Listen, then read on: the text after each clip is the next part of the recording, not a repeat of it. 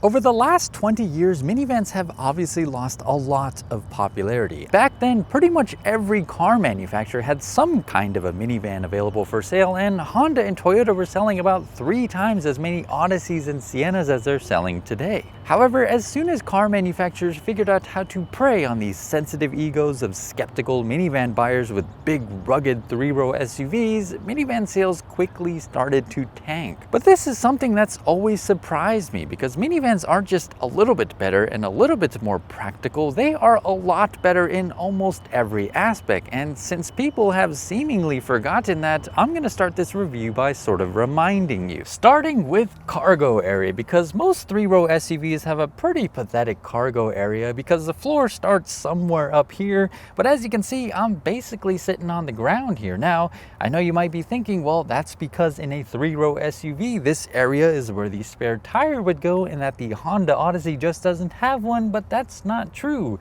The Odyssey does have a spare tire, it's just located underneath the floor of the second row. Here's a list of some cargo capacities comparing the Honda Odyssey with most 3-row SUVs, and as you can see, nothing comes close until you get to something like a suburban-sized vehicle, which is a full 20 inches longer than the Odyssey. But even then, you're only getting about 10% more volume, and to put that into perspective, the Odyssey gets about double the volume that you'd find in a Grand Highlander. But despite the tremendous amount of cargo volume in the back, a minivan makes zero sacrifices when it comes to passenger comfort. I mean, here in the second row, as you can see, I am pretty comfortable. I've got plenty of legroom, plenty of headroom, but where a minivan really shines is over in the third row. Because back here, you won't find a 3-row SUV that's as spacious or as comfortable as the back of a minivan, especially this Odyssey. I mean, I've got this front seat as far back as it can go, and I've still got a couple inches of legroom. Again, I'm 6 feet tall, I've still got plenty of headroom, and one of the advantages that you have with a minivan that you don't get in a 3-row SUV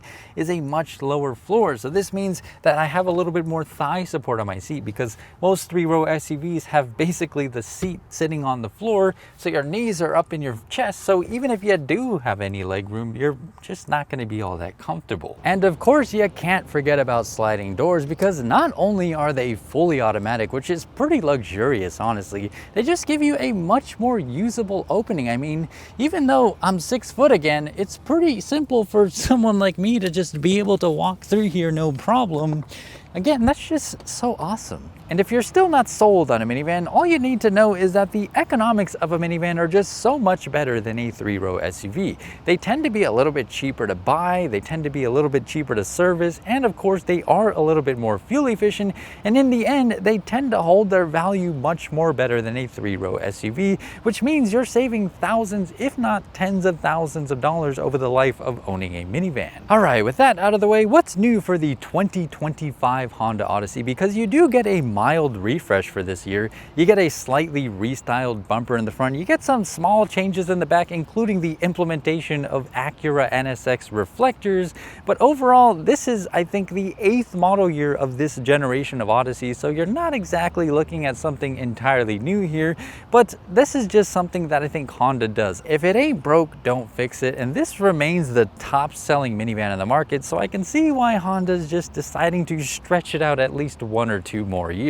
I actually think that Honda has been sort of taking advantage of the fact that Toyota simply cannot produce enough Siennas to keep up with demand thanks to its hybrid-only powertrain. Over the past few years, getting a Toyota Sienna has meant putting your name on a wait list or paying thousands over MSRP, which is already a more expensive vehicle than a similarly equipped Odyssey. And that's before things like dealer discounts. So I think I kind of understand why Honda hasn't been in a rush to sort of refresh the Odyssey, especially with a hybrid powertrain, as annoying as that kind of is. However, Toyota has said that they are going to ramp up production of the Sienna, and I think that's going to put a lot of pressure on Honda, because I only averaged about 21 miles per gallon over the last week with the Odyssey, and that's including freeway and sort of city driving. It's not exactly the most fuel efficient thing, and since economics are one of the reasons why you buy a minivan, if you can save 40% on gas like you could with the Sienna, it's sort of a a huge advantage there. I would love for there to be more competition within the minivan segment, because over the past few years, Honda has been able to get away with things like trim inflation.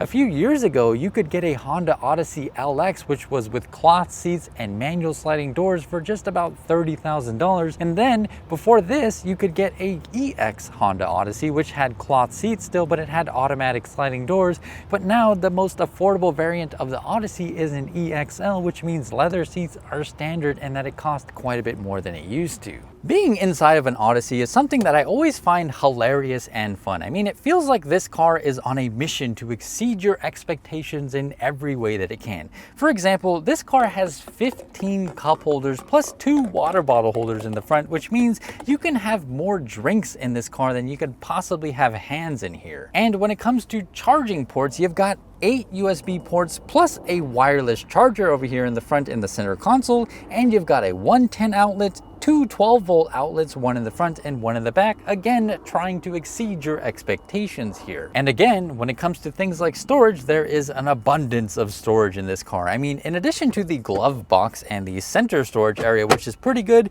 you've got a nice wide opening over here, but you've also got a little hidden storage over here and another hidden storage area over here. And over in the back, you've got even more options, including all the available storage in the doors, which is just amazing in this car. For 2025, you do get an updated infotainment screen. It's a little bit bigger than it used to be, and it's a little bit faster thanks to a quicker processor. However, I was a little disappointed to find that it does not have Google built in like you could find in a Honda Civic, but either way, it still does the job as you'd expect. The instrument cluster has also been updated with this sort of half digital display, which I kind of have mixed feelings on.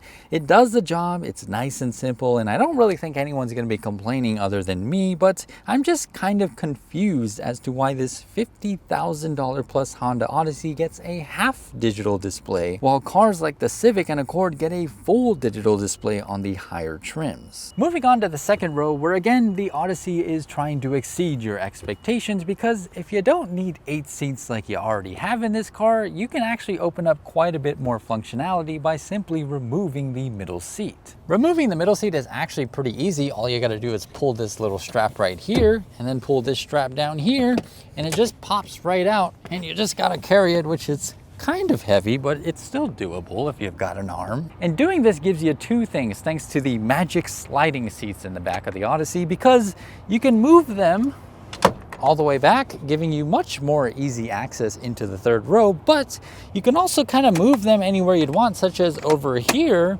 And this unlocks sort of a captain's chair style seating, which actually is a lot more comfortable because you can fully recline the seat just like you can in the front, so you could just sit back and relax. Now, I know I already talked about cargo space in the back of the Odyssey, but I forgot to mention that you can pretty much instantly unlock more storage by simply pulling on this strap. It's really easy and it only takes literally seconds. That's all it is. Over here on this second row over here, you just pull it really good and you pull this in, and you've unlocked a ton more space. Now, what is it like to drive the Honda Odyssey? Now, this is not exactly an exciting vehicle to drive, but it is kind of a nice and comfortable one. Now, you do get a nice V6, which means you do get to hear this thing roar when you need to.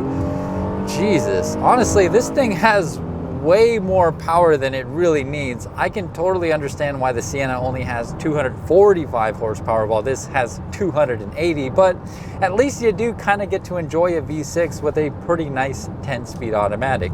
Now, one thing that's really surprised me with this car is how incredible the active cruise control in here is. Now, unfortunately, this car does not have lane keeping assist under 45 miles an hour, which is a huge disappointment, but the way that the active cruise control in this car works is phenomenal. The braking is very much proactive instead of reactive. I mean, with the Civic, which actually has the latest version of Honda Sensing, it's sort of just kind of like gets a little bit annoying to use. Like if a car cuts in front of you, it slams the brakes. If a car that's in front of you moves out of the way and you have cruise control set to 70 miles an hour, it will quickly accelerate into the vehicle in front of you. Okay, forgive me for obsessing about this, but I found two examples here on the GoPro. So here we have this SUV coming into the lane, and as you can sort of see with the Odyssey, the speed does not quickly slow down. In fact, it just kind of slowly slows down. There's no weird reaction. It's just really nice and comfortable. We have the Tesla Model Y over here on the right. That car is actually going to cut in front of us while braking, no less, and the Odyssey just does not panic react. It slows down very slowly. It's still sort of maintaining a close following distance, and it kind of just slowly goes back to that normal following distance. It does not feel jerky. It's really, really smooth, and I don't understand why this isn't standard in every Honda product, including the latest version of Honda Sensing. And unfortunately, there's no lane keeping assist under 45 miles an hour. So in situations like this where you have sort of traffic jam assist playing a role, you don't get it in the Odyssey. You have to do all the steering, and that's a big disappointment. So while the Honda Odyssey is currently on the 8th model year of the current generation of the Odyssey, it remains a highly competitive and highly compelling minivan to buy even today.